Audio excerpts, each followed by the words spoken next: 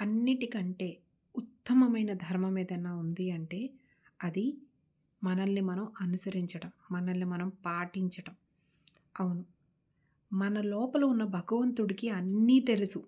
మనం ఏంటి? మనం ఎవరు? ఎంతవరకు ఉండాలి? ఎంతవరకు ఉండకూడదు? ఏం చేయాలి? ఏం చేయకూడదు? ఎలా ఉండాలి? ఎలా ఉండకూడదు?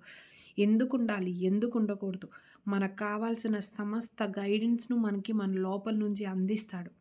ఆ అందించేవాడినే మనం భగవంతుడు అని అంటున్నాం. అందుకే నిన్ను నువ్వు అనుసరించు. నీకు ఎలా ఉండాలనిపిస్తే అలా ఉండు. నీకు అన్నప్పుడు నీ మనసు కాదు. నీ మనసుకి ఇప్పుడొకలా అనిపిస్తుంది. తర్వాత ఇంకోలా అనిపిస్తుంది. నీ మనసుని అనుసరించావంటే పక్కదారిలో పడతాం. నీ శరీరాన్ని అనుసరించావంటే శరీరం కూడా మారుతూ ఉంటుంది.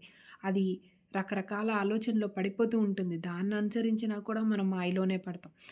నిన్ను నువ్వు అనుసరించు అన్నప్పుడు నీ హృదయాన్ని, నీ ఆత్మని, నీ లోపల ఉండేటువంటి ఆ భగవంతుడి యొక్క చెప్పేటువంటి ఆ గైడెన్స్‌ని అనుసరించు అని అర్థం.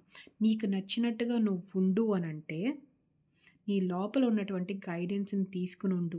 నీ గురించి నీకు తప్ప ఇంకెవ్వరికీ తెలీదు. బయట ఎంతమంది ఎన్ని చెప్తున్నా సరే, నీ గురించి నీకు మాత్రమే తెలుసు. నువ్వేంటో నువ్వు మాత్రమే గ్రహించగలవు. పక్కోళ్ళు కాదు. కాబట్టి నిన్ను నువ్వు అనుసరించు. నిన్ను నువ్వు అనుసరించడమే ఉత్తమమైన ధర్మం. మిగతా ధర్మాలన్నీ కూడా తర్వాతే.